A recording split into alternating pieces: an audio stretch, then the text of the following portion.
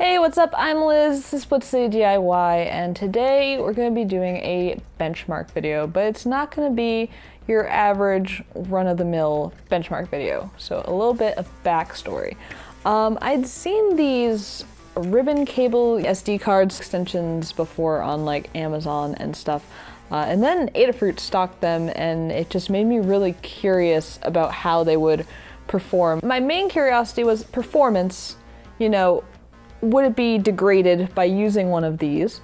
And secondly, how many could you chain them together and technically make like a really long SD cable? So I slowly stockpiled these until I got 5 of them. And the way that these work is it's basically just like a dummy SD card similar to an SD card like this, which is a micro SD adapter where you put the SD card in, and it's just having it so that the right pins are contacting to load the data. So think of it as like these pins all have little wires going through this cable to here, and then basically a giant version of this is happening where an SD card can slot in. And I do like the mechanism on here because it's one of the clicky ones, and that is my favorite SD card connection. So what I was looking for was performance just by itself, and also if you could technically chain these together. Now, just a little disclaimer, this is like purely experimental. I don't think anyone would actually do this in the real world. More often than not, you'd probably just have one if you had an SD card slot that was in like an awkward spot and you plugged it in. So I just want to put that out there. So testing, how are we gonna test this? I chose 2 benchmarking suites for storage. One that's specifically made for USB storage, USB DeView, I think is how you say it. It's USB D, then EVIEW. So let's call it USB DeView. And then Passmark, which is more for kind of desktop storage, but it recognized the SD card as a drive, so that's why I went with it. And I've used it previously, so I knew kind of what to expect for the suite and how it worked. Other storage benchmarkings are more for internal storage and won't necessarily recognize removable storage or SD cards, so that's why I went with those 2. And then we have a fun test at the end that isn't going to have necessarily data, but more an anecdotal story. So to start off the testing, I first ran the tests with just the SD card plugged in. The SD card I use is actually the one that I'm recording on right now, and I probably shortened its life a little bit with the nonsense I put it through. So it's SDHC card, 32 gigabytes from SanDisk. It's a nice quality card, and it's what I record most of my videos on. So first I ran all the tests just on that card by itself so we could get a baseline to see if anything was degraded. And I ran the tests with a USB 2.0 card reader, a USB 3.0 card reader, and also on laptop and desktop, because I didn't want anything to affect the tests too much. I kind of wanted to get all the variables out of there. So that means each test was run 4 times for each type of connector. And as you can see, these are a bit spaghetti-esque, a bit wild. When you get 5 of these chained up, it's kind of madness. Like, it's just flapping everywhere. If you were going to have an application where you had 5 of these chained together, you would definitely want to have some cable management or clips to keep it nice and neat. Otherwise, it just gets a little bit out of control.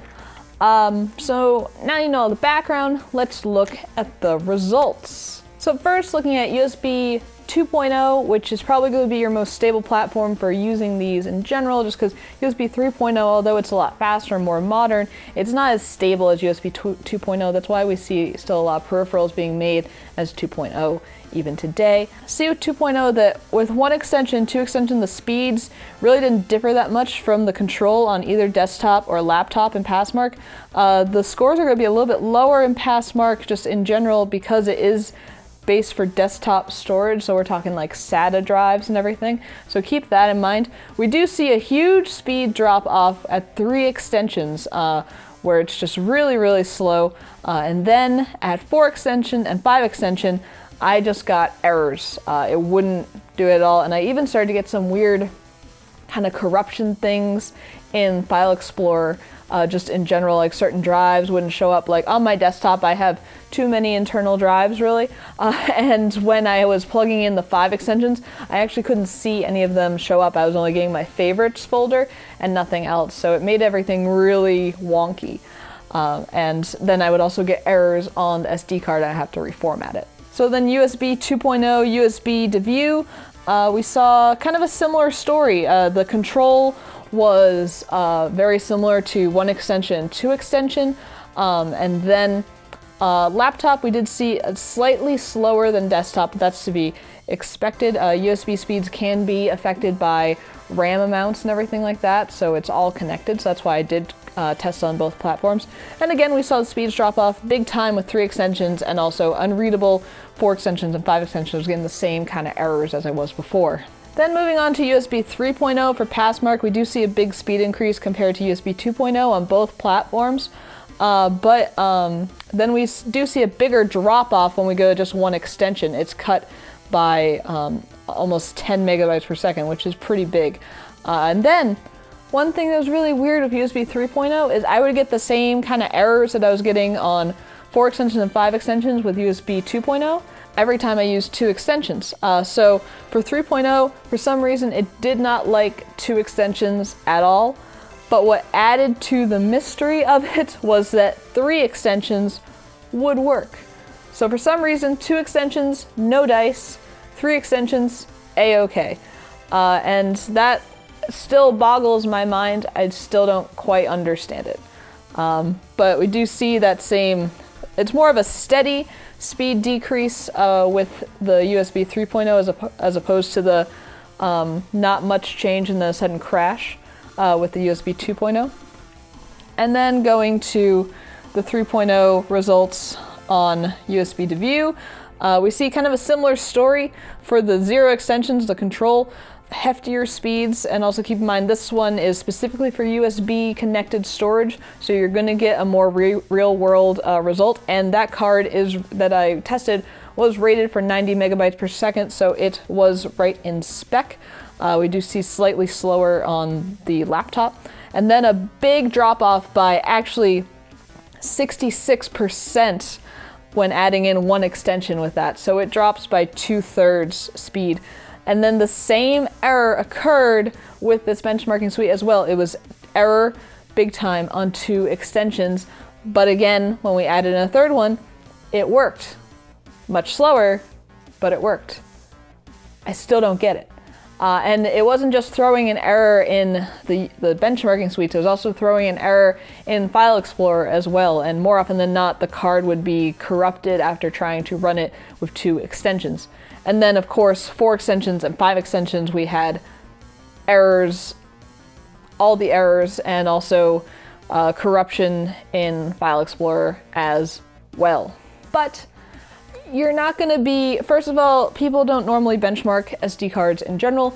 I think there's kind of this idea that there are going to be transfer woes when you're using SD cards. It's external and it's using slightly older technology at this point. So I wanted to do kind of a real world test of when you would implement these, and I thought a really nice example would be for a 3D printer. Often the card slots are in an awkward spot, or where you have to have your printer, you may not be able to reach it comfortably. Mine even, like I can reach it, but I do have to reach over the printer and kind of reach around to slot my card in. And also there's always the modern crisis of, am I putting it in the right way or not? So if you have an extension, you could easily see where you're popping it in, and you wouldn't have to reach over anything. So I decided to try 3 extensions plugged into my printer, since that was the maximum number of extensions in our testing where we were still able to get stable results. So I plugged into my Prusa Mark IIs, 3 extensions, and it didn't see a card, didn't notice anything connected. So, but I reduced it down to 2 extensions, and that worked. Chances are the 3 extensions are probably too slow for what the Prusa's processor needs to read the G code in order to print properly. So it probably detected that and then said there was no card inserted. So 2 extensions though, it worked, and I was able to print a lovely low poly giraffe.